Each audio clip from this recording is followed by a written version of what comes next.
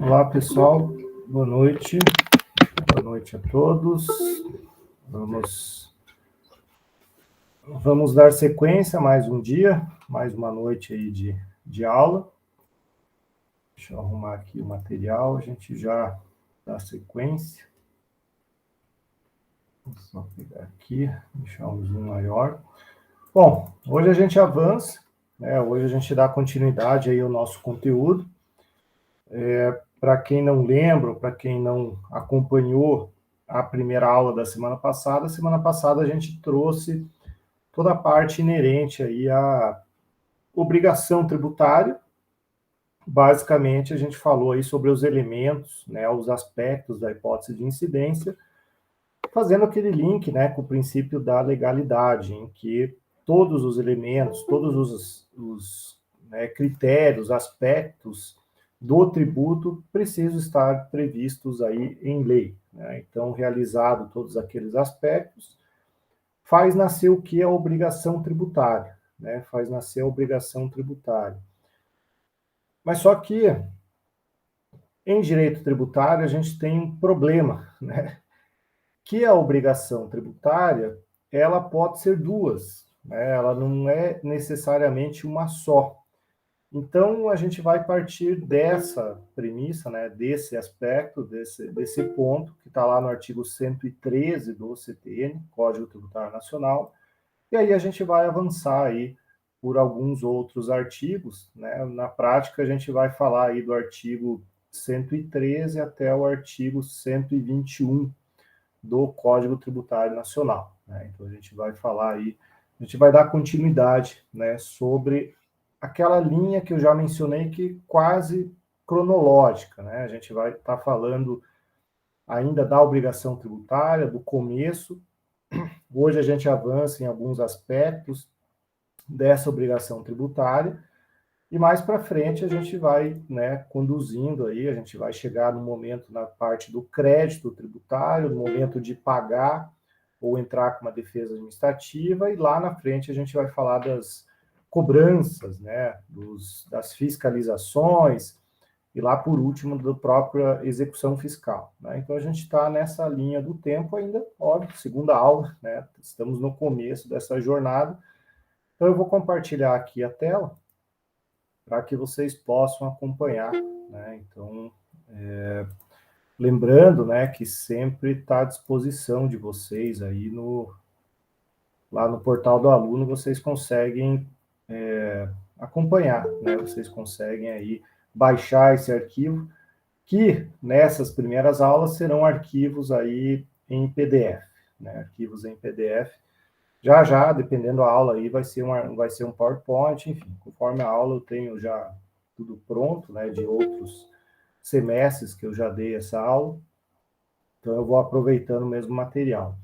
Bom, aquilo que a gente falou, artigo 113, né?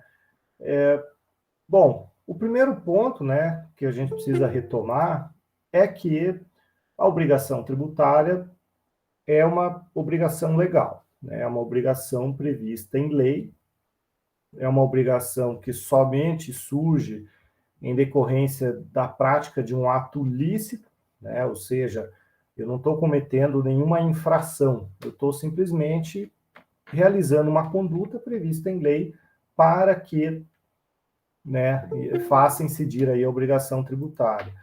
Pois bem, né, essa obrigação tributária, ela não é uma só, ela acaba sendo dividida pelo artigo 113 em duas, né? Então, veja, a obrigação tributária, ela pode ser principal ou acessória. Então, veja, quando a gente fala da legalidade, quando a gente fala dos aspectos da hipótese de incidência, quando a gente fala da estrita legalidade, quando a gente fala, né, da criação e majoração de tributos, a gente está falando sempre do nascimento de uma obrigação principal, obrigação tributária principal, já que a acessória é uma obrigação de fazer, tá? Então, vejam, obrigação principal é que surge com o fato gerador, tá? Então, vejam só, toda aquela crítica que a gente fez na aula passada, a redação do artigo lá do CTN, que faz previsão do fato gerador, se aplica à obrigação principal, né? Então, quando a gente fala de hipótese de incidência, quando a gente fala da necessidade de terem os 5 aspectos especificados na lei, a gente está falando sempre aqui da obrigação principal, né? Então, é essa obrigação principal que tem um vínculo muito restrito com o princípio da legalidade, né? Então, veja, a obrigação principal é que surja com o fato gerador, ou seja, a gente viu, né, que, na verdade, nasce com aquele fato concreto, né? Nasce com aquele fato imponível. Então, na verdade, a obrigação principal surge não com o fato gerador em si, né? Porque o fato gerador tem aquela dubiedade de ser algo previsto em lei e também o fato concreto. Aqui a gente usa, né, a expressão mais tecnicamente correta, que é o fato imponível. Então, a obrigação principal surge com a ocorrência do fato concreto, fato imponível, e tem por objeto que o pagamento do tributo, tá? Então, vejam que quando a gente fala em obrigação principal, a gente está falando em uma obrigação de pagar, né? Então, a obrigação tributária principal é a obrigação de pagar.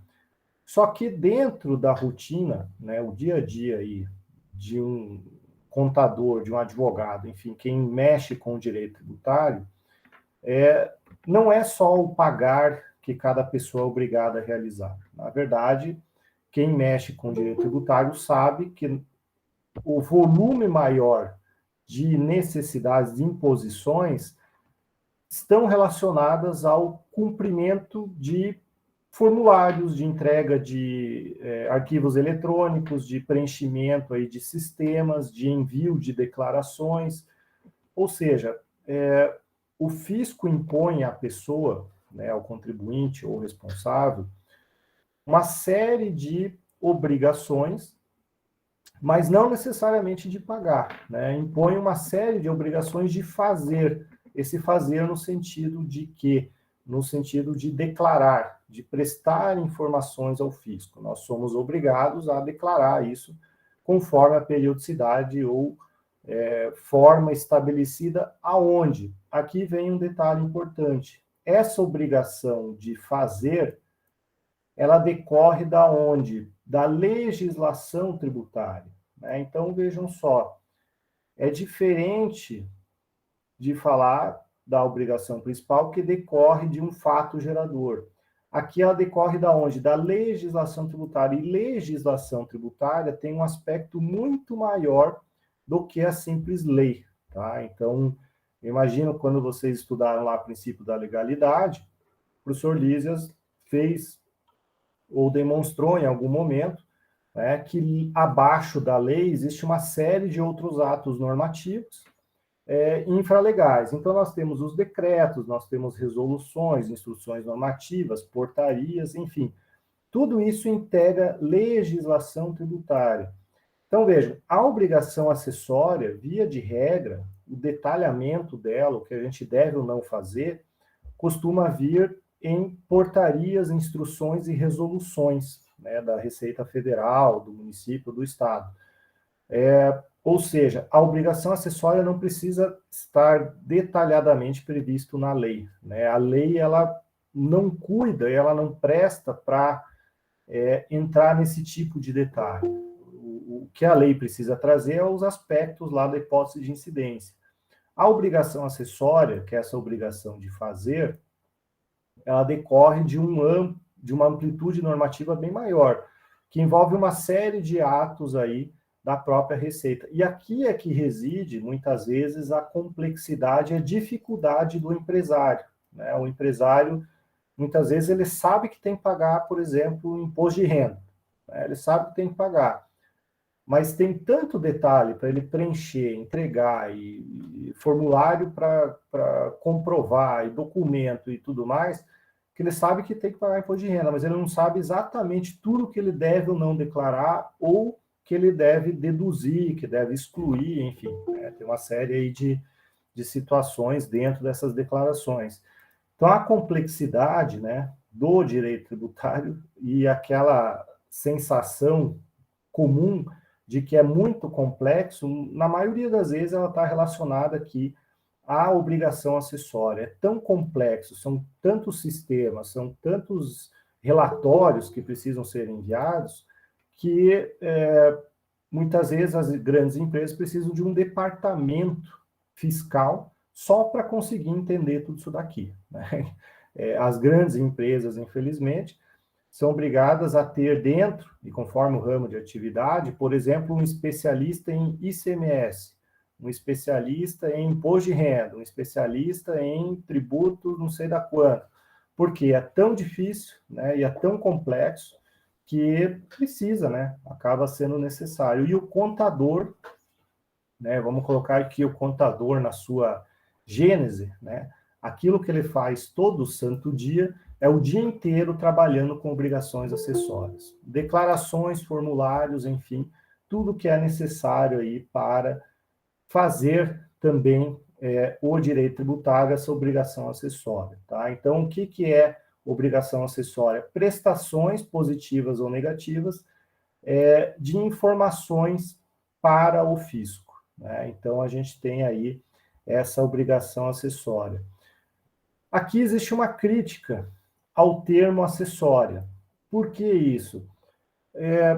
Lá no direito civil ou no direito como um todo, a gente tem aquela regra, né, aquela máxima de que o acessório depende do principal. Né? Ou seja, se não existe principal, o acessório também não deveria existir. Ele extinguiria junto, né, já que o acessório depende do principal. No direito tributário não tem isso. Né? Na verdade, né, vamos pegar aqui o exemplo de uma igreja. A igreja ela não paga imposto, né? Não paga lá o IPTU, não paga imposto de renda, não paga, enfim, os impostos em geral. O que acontece? A obrigação acessória de declarar continua existindo. Né? Ela é obrigada a preencher um formulário lá na prefeitura, declarando que naquele imóvel, naquela indicação mobiliária, está, né, instalada uma igreja, enfim, um templo de qualquer culto. Então, vejam, qual é a obrigação acessória aqui? Ir lá e preencher o formulário. Isso tem que ser feito todo ano. Mas ela vai pagar o IPTU? Não, não vai. Então, vejam, a obrigação acessória, ela subsiste independente da principal. E aí rompe com aquela lógica, né? Que o acessório depende do principal.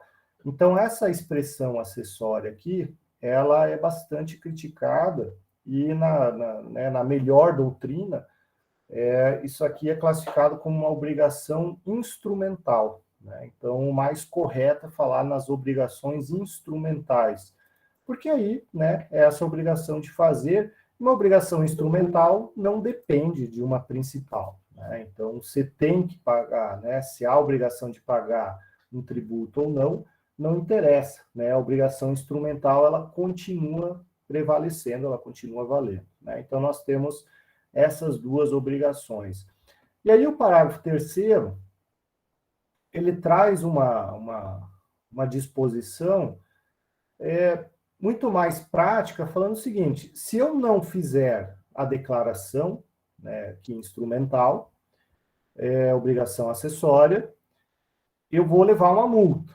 Né? Eu sou obrigado a declarar. Se eu não declarar, qual é o efeito aí dentro do direito tributário? Levar uma multa. Né? Então, essa multa prevista, né, na lei ou na legislação, que se eu deixar de prestar essa informação, ela vai ser cobrada como essa multa? Ela vai ser cobrada junto com a obrigação principal. Né? Então, o que eles fazem?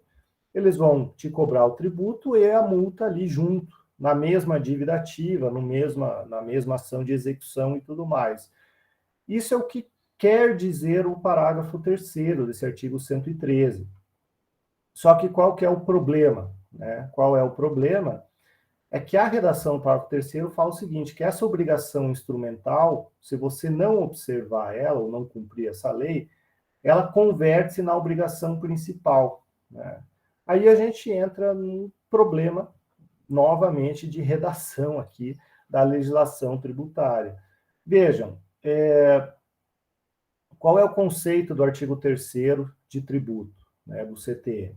Tributo é toda prestação compulsória prevista em lei que não decorra de sanção de ato ilícito, né? Então, vejam, tributo não pode jamais ser algo ilícito, né? Se eu cometi uma infração, aquilo não é tributo, né? Então, essa é a ideia do conceito. Mas aqui no parágrafo 3º está falando isso, olha, uma infração, ela converte-se numa obrigação principal, que seria o tributo, né? O próprio tributo. Então, também existe uma crítica aqui, que essa redação é tecnicamente falha, né? Ela não se converte em obrigação principal, porque obrigação principal só surge com o fato gerador. O fato gerador é uma atuação lícita permitida pelo direito em que é tributado.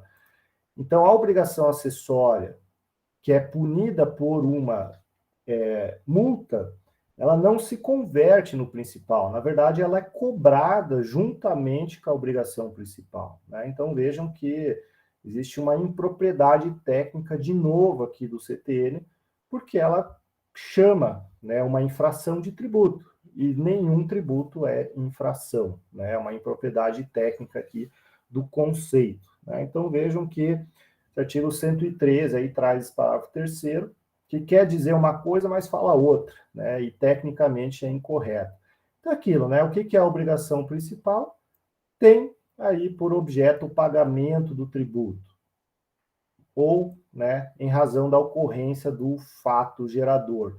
O fato gerador, como a gente viu na aula passada, né? Aqui eu acabo reprisando, né, o dispositivo legal, está lá no CTN 114. Fato gerador da obrigação principal é a situação definida em lei como necessária e suficiente à sua ocorrência, né? Esse é o conceito que a gente criticou na aula passada, no sentido de que ele confunde duas situações, né? A previsão legal com o fato concreto. Mas, enfim, aqui é só para lembrar, né, que obrigação principal vincula-se a fato gerador.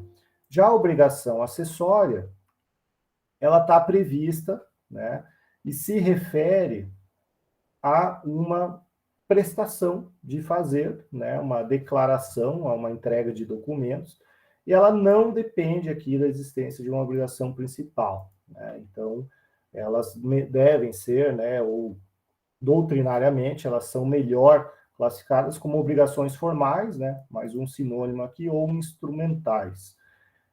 E vejam só, lá no artigo 115 fala exatamente isso, né? O fato gerador da obrigação acessória é qualquer situação que, na forma da legislação, impõe a prática ou não de um ato.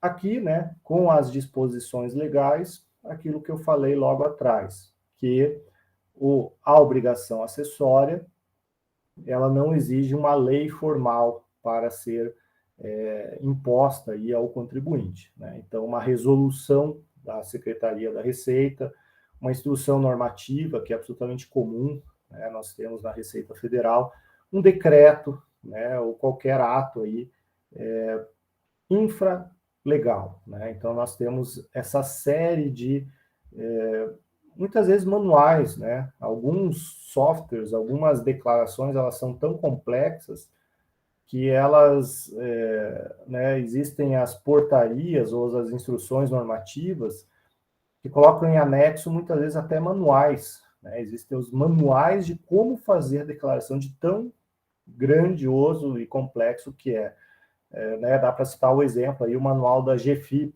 CFIP, né, que são as declarações aí das contribuições previdenciárias, né? Elas eram algo tão complexo que é um manual, né? É um livro com sumário, tudo, que vem, né, junto com a resolução para facilitar, né? Quem já viu, inclusive nós temos no imposto de renda, né, nós temos até no site da Receita Federal um manual, né, perguntas e respostas, né, com milhares e milhares assim de orientações, né? Então, veja, isso também é formas aí de impor condutas e explicar, né, tentar ser aí mais factível para as pessoas, mas ainda assim é bastante complexo, né? Então, aqui, quando a gente fala de obrigação principal ou acessória.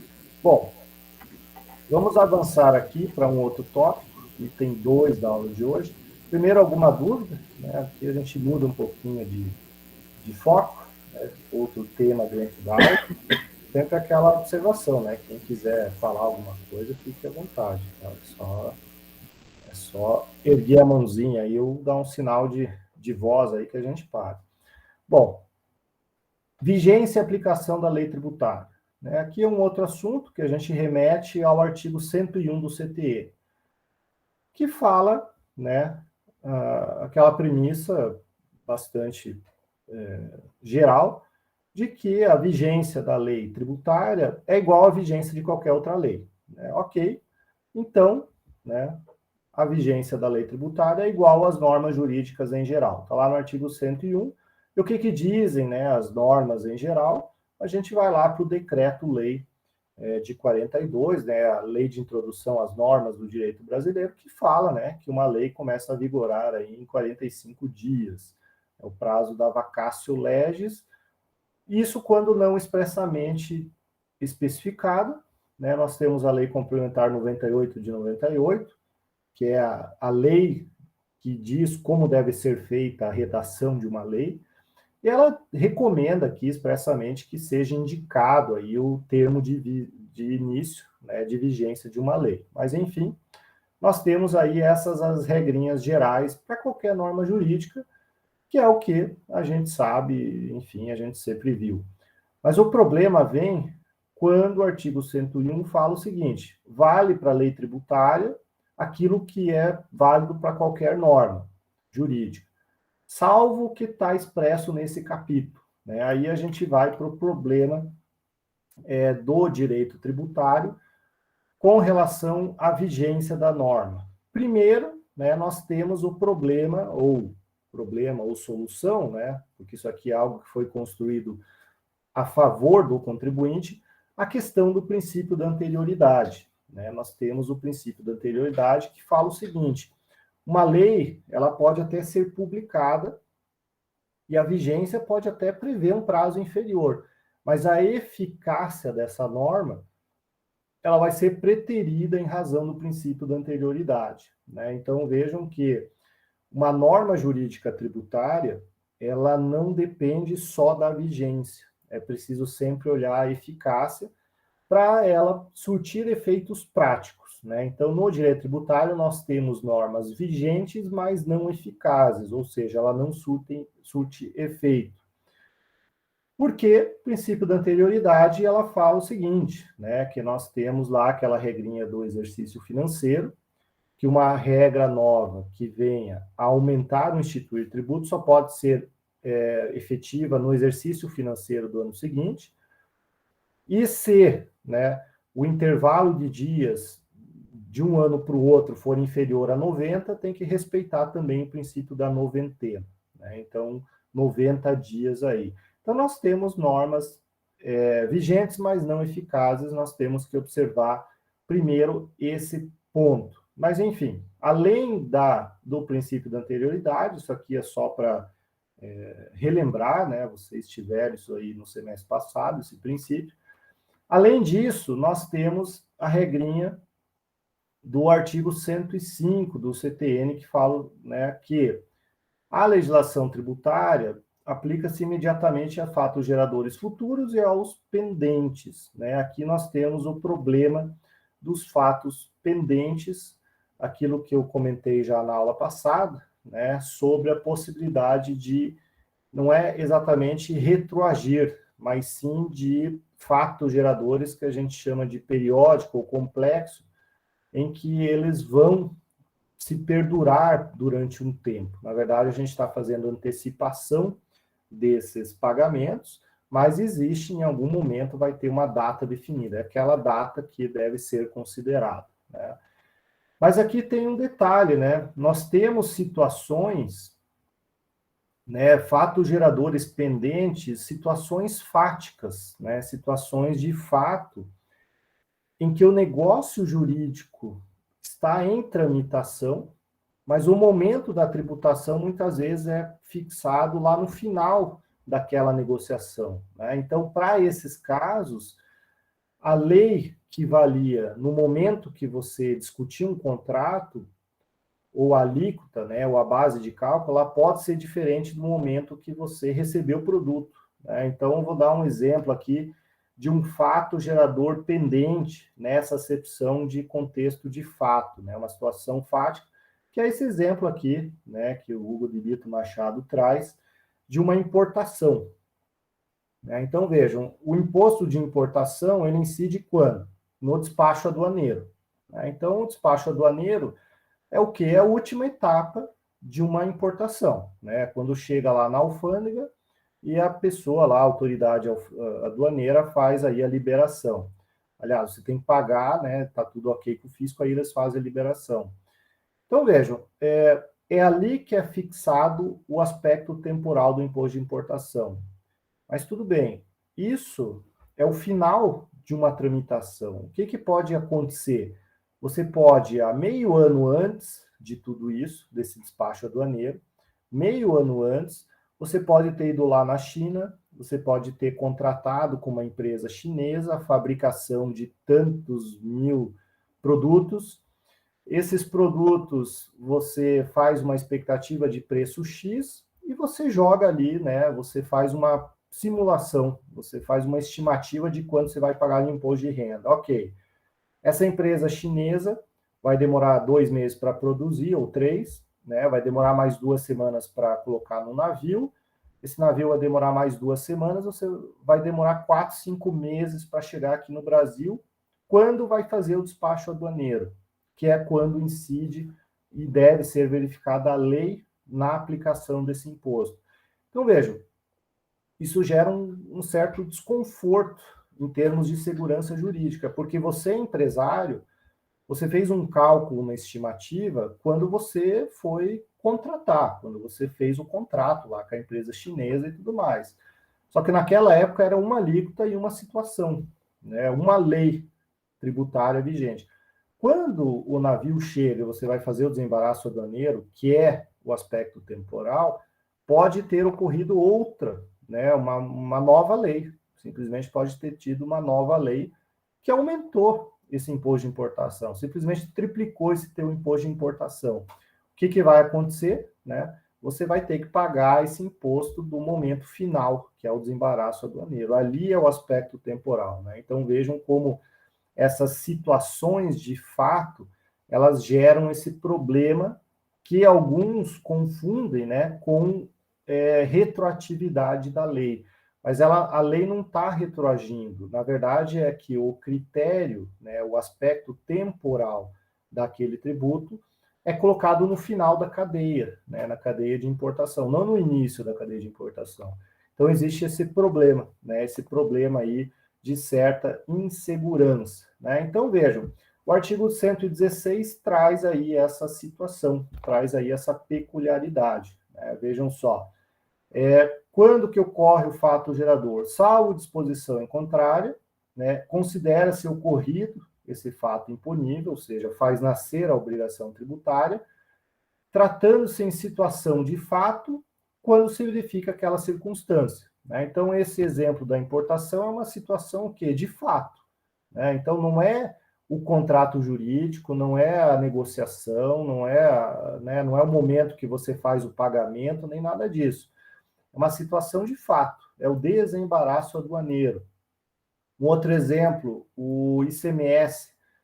O ICMS, você paga, né, o aspecto temporal, ou seja, o fato gerador reputa ser ocorrido quando?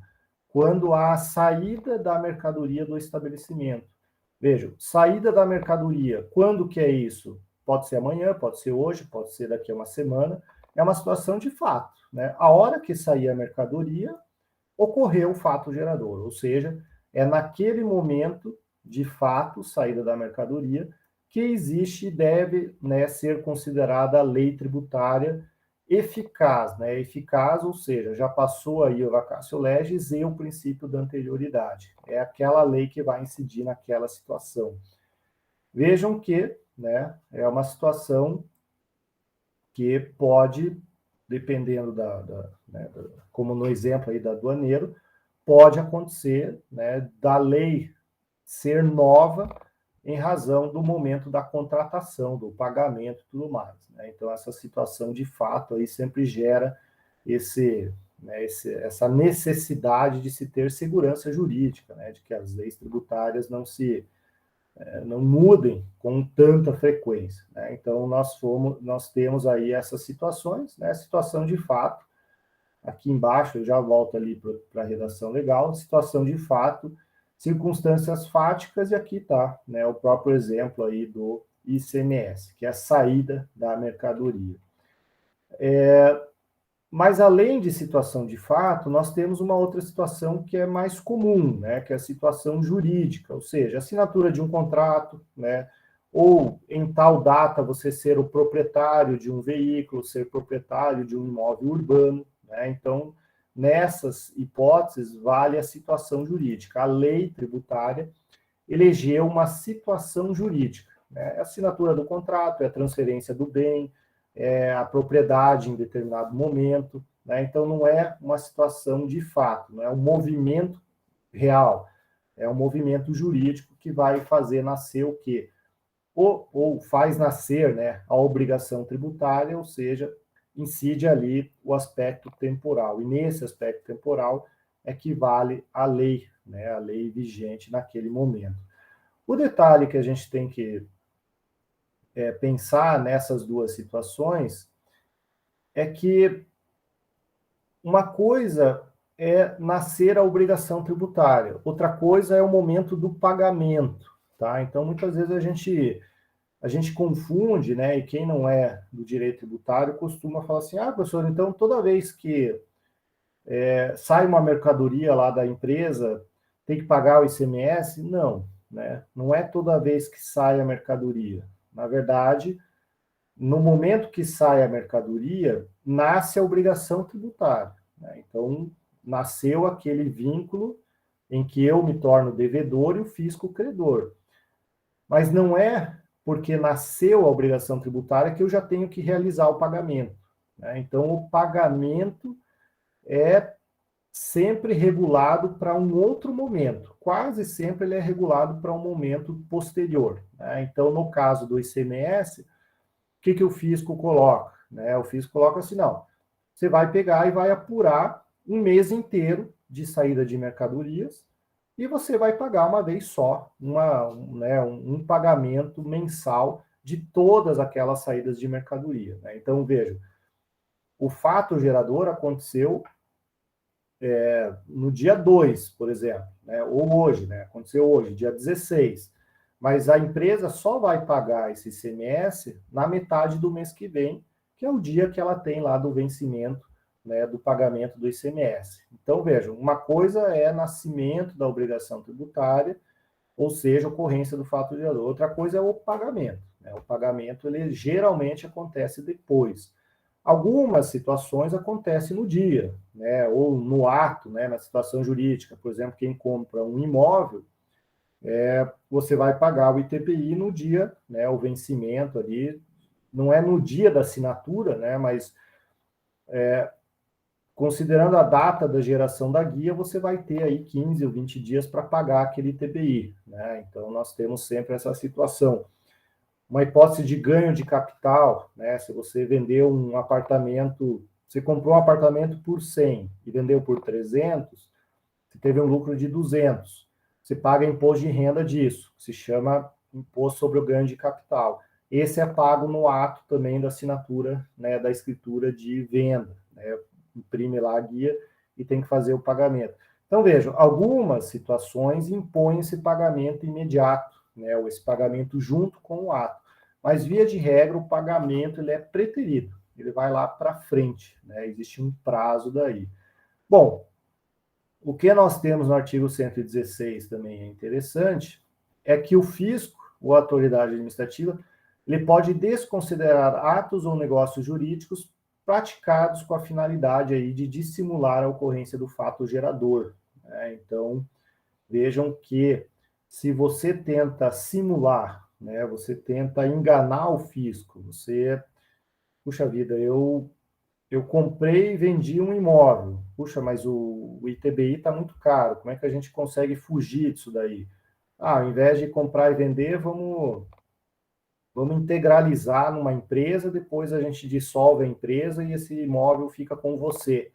Vamos fazer isso, a gente foge dos 2,7%. O que acontece? Se o fisco perceber que a única finalidade daquela engenharia, né, fiscal foi dissimular o fato gerador compra e venda, ele pode desconstituir toda aquela engenharia societária e pode cobrar o tributo como se fosse uma simples compra e venda. Então, a autoridade administrativa ele tem o poder aí, e se ele provar, né, o grande ponto aqui é como é que o fisco vai cobrar, provar isso daí. Né? Vai ser uma tarefa bastante difícil para ele, mas se ele provar, ele pode sim desconsiderar esses atos jurídicos que visam o quê? Dissimular o fato gerador. É aquele planejamento tributário que está muito próximo da evasão fiscal, né? Aconteceu o fato gerador, agora eu preciso dar um jeito naquilo. Ah, como é que vão dar um jeito? Vamos criar isso, aquilo, blá, blá, blá, para tentar não pagar. Então, tem tudo isso daí. Karen, diga lá. Professor, mas isso daí de integralizar imóvel em empresa é bem comum, né? Sim, virou Os moda. escritórios vendem esse serviço até, Isso, inclusive. isso. É a É famosa uma holding que fala, né? a famosa holding familiar, virou uma modinha, né, nos últimos Virou um anos. hábito. A gente faz bastante lá no escritório. Isso, virou uma moda, porque assim, tem essa parte fiscal, né, da compra e venda, você não paga o ITBI, a integralização do capital é imune, né, tem previsão lá na Constituição. Tem a previsão, né, e aí acaba sendo um outro benefício, a questão de planejar a sucessão hereditária, né? Então, você cria uma empresa, você cria umas regrinhas na empresa. Por exemplo, eu não quero que o genro entre nessa empresa, né? Eu quero que o meu patrimônio fique só com a minha filha. Você cria uma regrinha lá no Estatuto Social. Então, você planeja, né, um pouco essa sucessão hereditária. E um terceiro benefício é que protege contra dívidas, né? Então, imagine que você é um empresário e você tem medo aí que um débito trabalhista afete teu patrimônio pessoal. Então, você joga teu patrimônio numa holding, né? Então, você consegue proteger aí também esse patrimônio físico, né, da pessoa física. Então, assim, são basicamente três benefícios, né? O sucessório, proteção dos bens e o fiscal aí. O que existe é uma discussão aí sobre qual o valor, né, que deve ser integralizado. Muitas vezes o valor é maior do que o valor da receita, né, que é declarado na pessoa física, então o fisco municipal cobra a diferença, mas enfim, é um bom caminho, né, em termos de planejamento. Mas se é comum desse jeito, como é que a receita não pega sempre? Não, é aquela coisa de fazer bem feito, né? Então, vejam, uma coisa é você fazer um contrato de compra e venda, né? Verbal, muitas vezes, e aí, puxa vida, eu não quero pagar o ITBI, eu quero dar né? Quero dar um chapéu aí no fisco municipal. Então, você vai lá e constitui uma empresa só com aquele imóvel, né? Você constitui hoje, espera um mês, vai lá e encerra a empresa, né? E por uma situação, só você integralizou o capital e na hora do encerramento, só o teu sócio ficou com o imóvel, né? Espera lá, mas qual é a lógica disso, né? Como é que... Né? Então, veja, fica muito claro em algumas situações que o objetivo foi uma compra e venda, só que ele fez um caminho mais longo para ludibriar. Né? Então, tem essas situações, né, que o fisco pode falar, olha, o teu objetivo não foi criar uma holding, nem proteger patrimônio, nada disso. O teu objetivo foi fraudar o ITBI, né? E aí ele desconsidera aquilo. Então, tem algumas situações, né? Eu vou dar Entendi, um obrigada. exemplo. Eu até atuei aí numa ação que acabou sendo o contrário, né?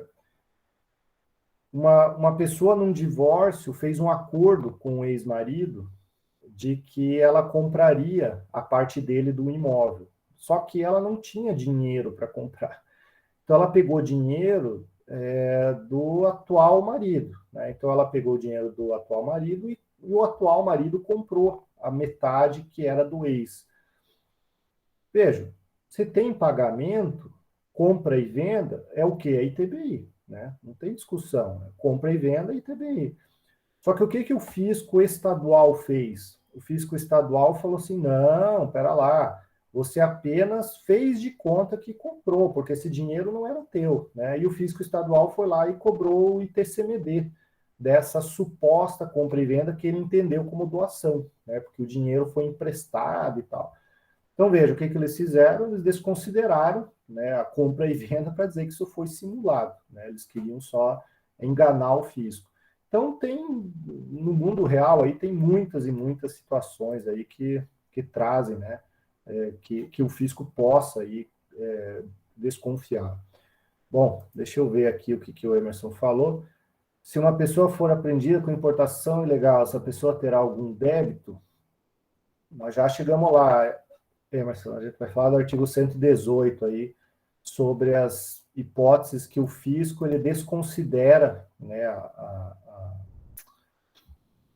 a licitude do fato, né, para cobrar o tributo, mas numa importação ilegal é contrabando, né? Contrabando não é fato gerador de tributo, então não vai ter débito tributário, né? Ele vai ter uma multa aí por contrabando. Bom, vamos seguir aqui. Situação jurídica, né? Então, veja, situação jurídica é aquilo, a contratação, né, a assinatura do contrato, a situação de ser proprietário e tudo mais.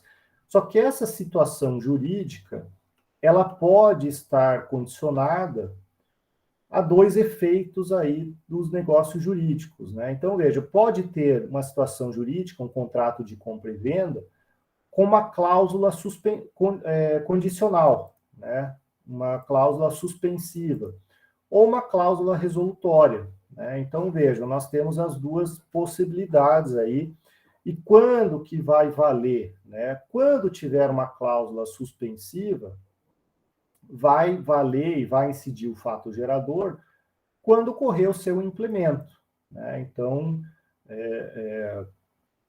aquela situação, né? Olha, filho, você vai agora fazer o curso de Direito, e se você colar o grau em Direito, virar um bacharel, ou passar na OAB, né? Vamos pegar o exemplo mais difícil. Se você passar na OAB, você ganha um carro, né? Então, vejam, esse ganhar o carro é uma doação, né? O pai está doando para o filho. Mas a doação ela só vai acontecer se você passar na OAB. Enquanto você não passa na OAB, não acontece fato gerador, né? Então, o fato gerador da doação é quando? Quando você passar na OAB, aquele contrato ganha efetividade e ali é o fato gerador, né? Então, desde o seu implemento. E aí nós temos a cláusula resolutória, né? Também é possível, né? Então, vejam, no mesmo sentido, olha, filho, você passou no vestibular, parabéns, eu te dou um carro. Agora, esse carro só vai ficar com você se você passar na OAB daqui a 5 anos. Se você não passar, você me devolve.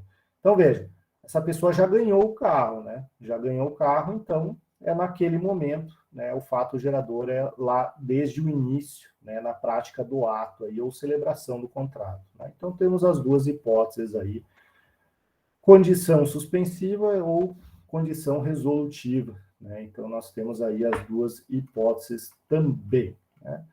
Bom, vamos fazer uma pequena pausa, né? Para aquele momento super importante para vocês, que é a famosa presença, né? Hoje a gente está com um quórum bom aqui, 30 pessoas, olha só. Alguns repetidos aqui, mas estou gostando de ver, sinal que todo mundo quer se formar logo.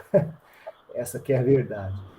Bom, pessoal, então liguem as câmeras aí que eu vou dar o famoso print screen. Aí, foi lá. Beleza. Deixa eu só salvar aqui, a gente já compartilha o resto.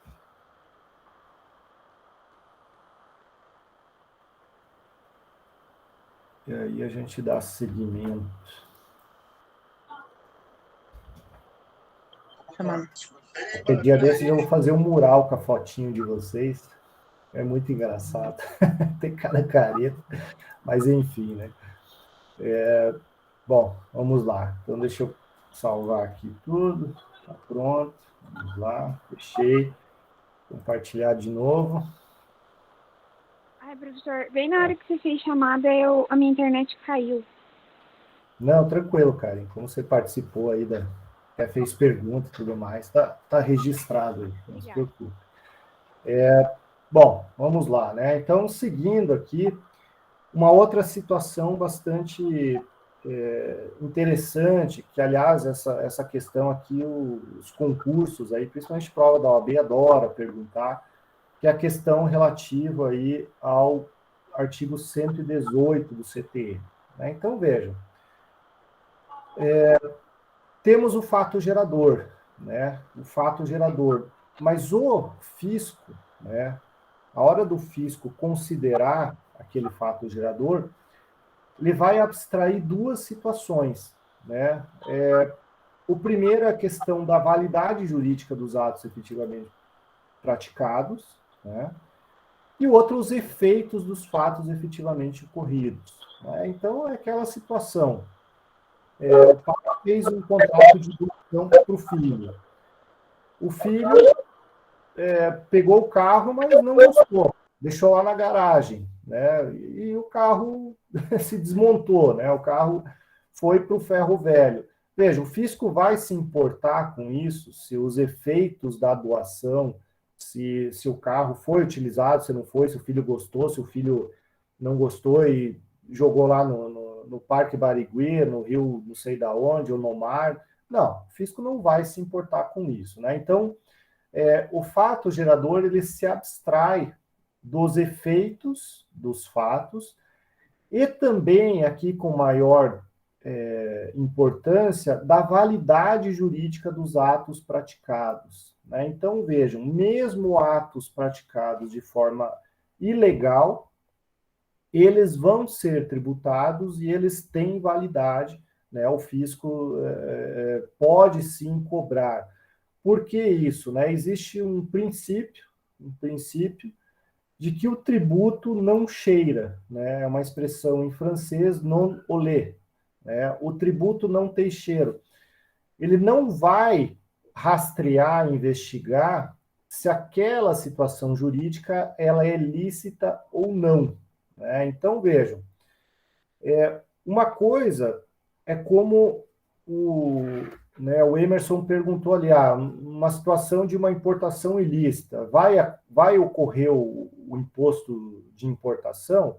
Não, não vai, porque o contrabando não é permitido, então o fato gerador, né, não é uma situação ilícita, ele não vai tributar o ilícito, né? Então, né, o tráfico de drogas, a pessoa trafica droga, a droga é proibida, mas está importando droga, né, vou cobrar imposto de importação da droga. Não, o ilícito é ilícito e não é tributado. O que existe é situações em que não há como ser determinado se essa ilicitude é clara ou não, né? Então, existem algumas situações em que você não consegue determinar, né? Então, vamos imaginar um médico, né? Um médico com CRM, com uma clínica regular, enfim. Esse médico está atendendo, ele está tendo renda, ele está prestando serviço. Só que por algum motivo, esse médico tem o CRM dele suspenso, né? Uma denúncia lá no CRM, um erro médico, tudo mais, ele suspendeu o CRM. Ok, ele não poderia mais estar atendendo pacientes, mas ele continua atendendo, ele continua prestando serviço, ele continua, né, fazendo aí, enfim, toda a sua profissão.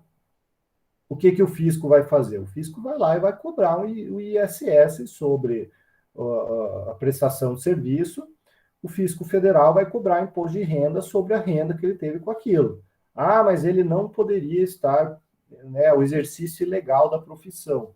Ok, mas o fisco ele não é obrigado a investigar se aquele fato gerador tinha ou não, né, caráter de ilicitude, né? Então, as aparências, né, quando a situação material indica que está tudo ok, né? Então, a gente tem aqui, até eu dou dois exemplos aqui, do exercício legal da profissão, né? Então, no caso do médico aí, ou qualquer pessoa que não tem autorização, ou um outro exemplo, né, que vamos imaginar aí, o diretor de uma empresa, ele vai até um banco e pede um empréstimo, e o banco dá esse empréstimo. O empréstimo, né, um mútuo bancário, ele é fato gerador do IOF, né, Imposto sobre Operações Financeiras aí. O que acontece? O fisco vai cobrar IOF. Ah, mas depois se apurou numa auditoria interna que aquele diretor ele não tinha poderes estatutários para fazer o empréstimo, né? Então foi um empréstimo com abuso de poder. Veja, o fisco não tem, né? E ele não vai retroagir ou considerar, né? Não vai analisar se esse diretor tinha ou não poderes. Então, vejam, né, a gente tem aí algumas situações, né, que exemplificam a abstração, né, da validade jurídica dos atos praticados pelos contribuintes, né? Então, vejam que não é tributar o ato ilegal, mas sim tributar o, o fato gerador que foi decorrência de um ato ilegal, né? Então, vejam que são situações tênues, né? O ato ilícito em si, ele não é fato gerador do tributo, ele vai gerar só uma punição, né? Lá no âmbito penal e tudo mais. Agora, aquele fato praticado com uma aparência do direito, mesmo sendo ilegal, o tributo vai considerar e aquilo não vai ser desfeito, né, com uma alegação de que não poderia, né? Então, nós temos aí a ideia de que o tributo não tem cheiro, né? Existe essa expressão em francês, que o tributo non olé, né? É uma situação aí do direito tributário, senão, né, o fisco ia ficar à mercê de todas essas situações. Bom, avançamos agora, né, mais um tópico novo aqui, né, vamos chegar no item 5, tá? Vocês percebem que eu vou indo, né, numa sequência mais ou menos cronológica, mas também olhando e não deixando para trás alguns dispositivos do CTN, né, porque, enfim, principalmente prova da OAB, é bastante comum esse tipo de questão. Então, em algum momento, eu pego um assunto específico, trago e falo para vocês, para que isso não fique no vazio, né? E depois alguém diga que nunca ouviu falar. Mas, enfim, chegamos a um dos aspectos da hipótese de incidência, que é a determinação dos sujeitos, né? Então, lembre que a gente tinha lá o aspecto pessoal, que vai determinar aí quem será o sujeito ativo e quem será o sujeito passivo. Isso a gente falou um pouquinho na aula passada, agora a gente avança aqui com as disposições específicas desse tema e já fazendo um gancho para aquilo que vai ser a aula que vem. A aula que vem a gente vai falar sobre o sujeito passivo da obrigação tributária, em específico aquele que a gente chama de responsável, né? Então, dentro dos aspectos da hipótese de incidência, nós temos o aspecto pessoal. Esse aspecto pessoal vai dizer quem é o ativo, polo ativo, e quem é o polo passivo. Polo ativo, credor, polo passivo, devedor. Sujeito ativo da obrigação tributária é sempre, né, a tal da fazenda pública. Aí, né? Fazenda pública abrange União, Estados, Distrito Federal e municípios, né? Então, o sujeito ativo da obrigação tributária é sempre um ente federado. Esse ente federado, ele pode, né, passar a possibilidade, né, de cobrança e tudo mais, gestão, né, uso daquele dinheiro para uma pessoa terceira, né, que são entidades aí que eles dão nome parafiscais, né? Então, eles detêm a capacidade tributária ativa, mas eles não são sujeitos ativos, né? Então, vejam, sujeito ativo da obrigação tributária, o sujeito ativo é sempre a fazenda pública. O que pode acontecer é que o sujeito ativo, fazenda pública, por exemplo, a União, na lei que criou aquele imposto, diga que aquele imposto vai ser gerido, cobrado e organizado pelo Conselho Regional de Enfermagem, ok? Então, esse Conselho Regional de Enfermagem, ele vai ter capacidade tributária ativa, ou seja, ele pode figurar no polo ativo da ação lá de execução, ele vai boletar, ele vai ser o credor. Mas o sujeito ativo continua sendo a Fazenda Pública. Então, a União pode fazer uma nova lei, falar, não, agora conselho você não tem mais direito a essa verba vai para outra, ou vai ficar comigo. Né? Então, é uma lei que vai instituir isso. Então, o sujeito ativo é aquela pessoa, né, vinculada a um ente federado.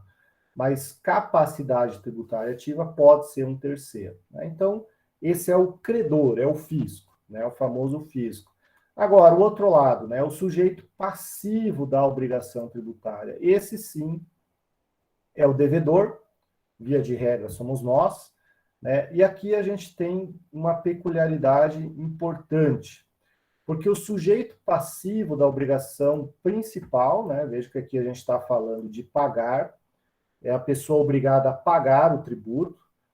Pensem, né, e lembrem que o sujeito passivo ou uma obrigação acessória tem leis próprias, regulamentos próprios. Aqui a gente está falando da obrigação principal.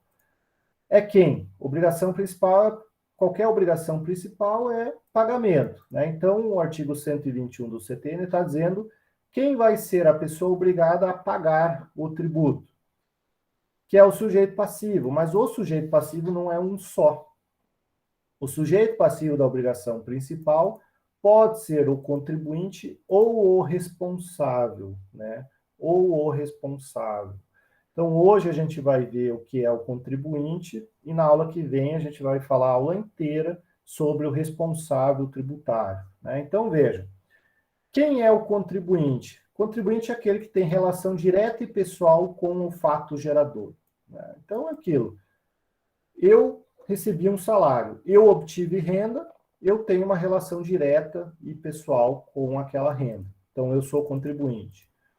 Eu industrializei produto.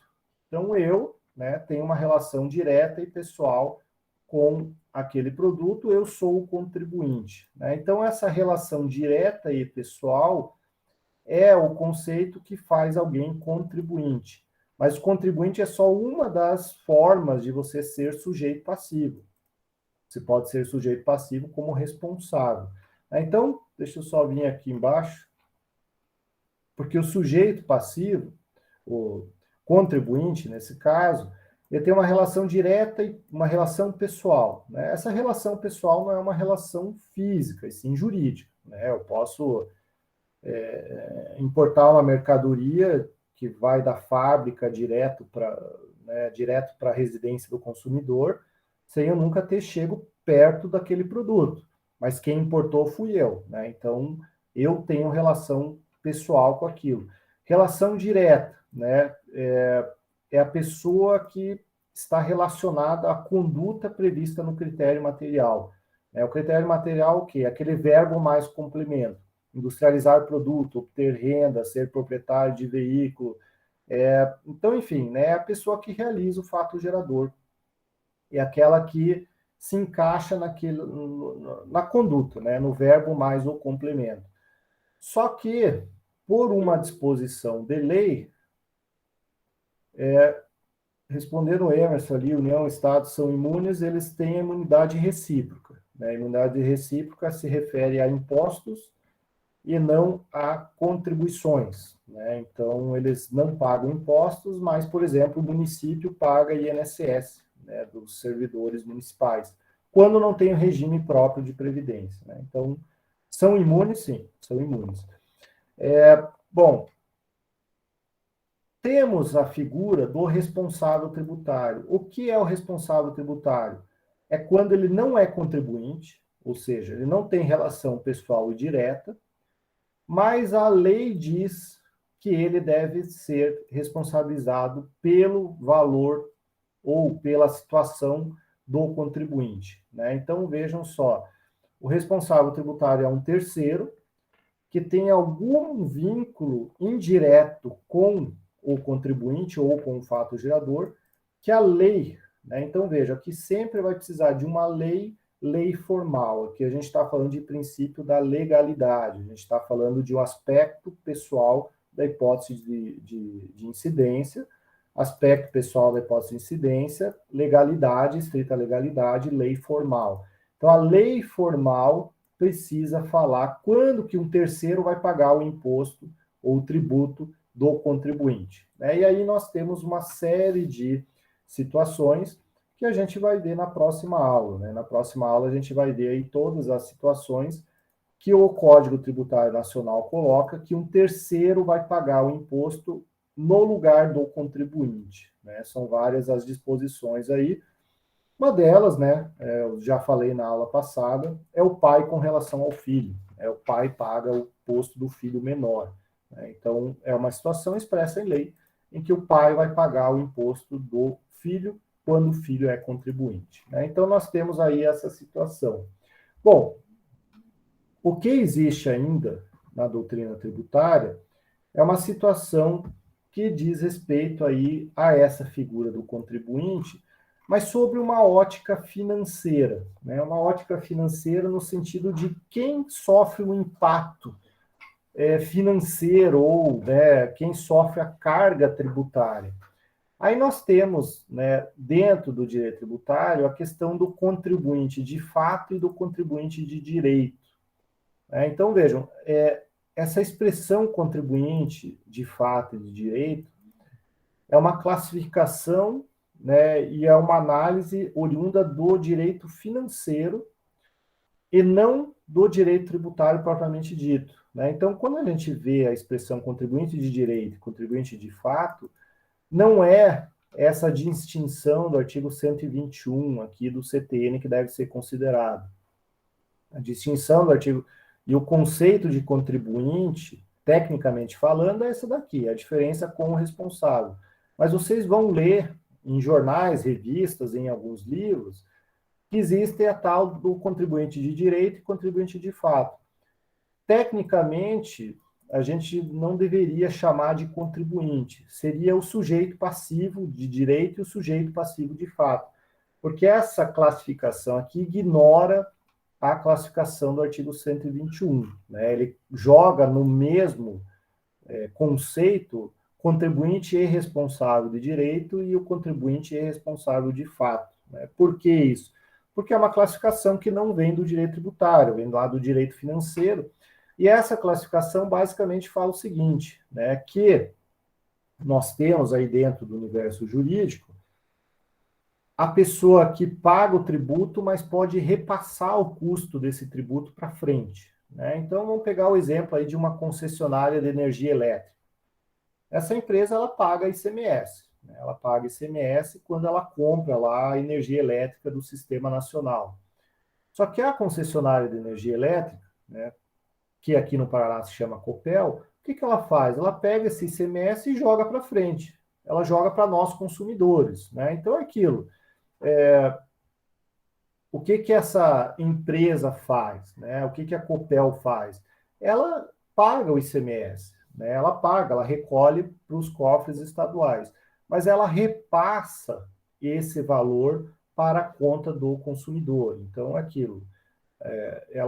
Ela quer lucrar X reais, mas em razão para lucrar X reais, ela precisa se reembolsar daquele ICMS que ela já pagou. Então, o que ela faz?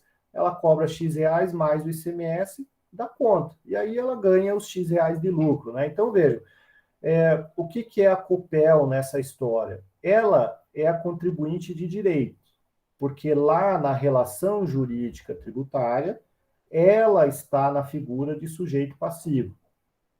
Ela, né, é a pessoa devedora. Só que na prática, ela repassa esse valor para a conta de consumo do consumidor, para nós, beneficiários.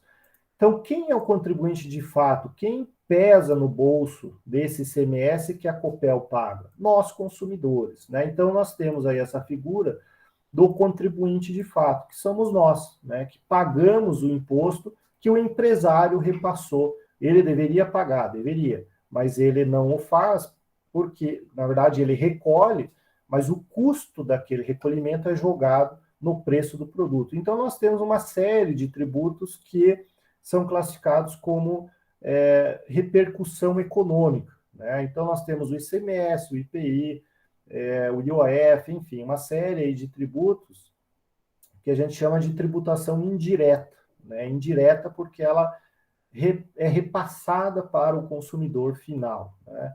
E aí existe uma grande discussão, para a gente encerrar a aula de hoje, sobre a restituição dos tributos pagos por esse contribuinte de fato, né? Então, vejam, quem paga, vamos dizer assim, o ICMS da energia elétrica é o consumidor final, nós, né?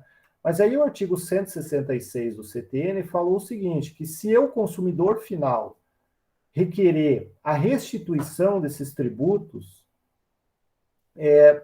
eu devo provar, né, que eu assumi o encargo, ou, no caso de ter transferido, estarei expressamente autorizado a recebê-lo, né? Então, eu precisaria de uma autorização da Copel para eu poder discutir o ICMS na conta de luz, né? Porque o artigo 166 fala que eu preciso provar que eu assumi o referido encargo, né? Ou, se eu não consigo, eu preciso ter uma autorização para poder cobrar.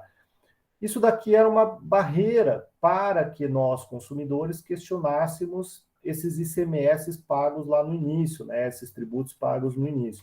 Mas isso acabou mudando, né, desde 2015, aqui pelo menos, né, que eu coloco uma jurisprudência, que esse entendimento mudou. Né, agora, já há quase 10 anos, o contribuinte, de fato, consegue, sim, pedir, né, entrar com uma ação judicial. Esse contribuinte, de fato, detém legitimidade ativa para entrar com uma ação questionando esses tributos, né? Então, antes era sempre extinto, sem análise de mérito, por conta da ilegitimidade ativa.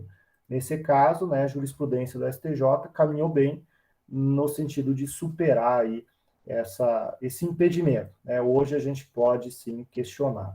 Bom, a gente para por aqui, mas lembrando que a gente parou na metade, né? Nós vamos ainda falar sobre responsável na aula que vem.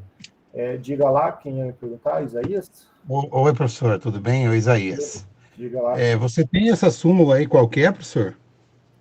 Está aqui no material. Tem o número dela aí?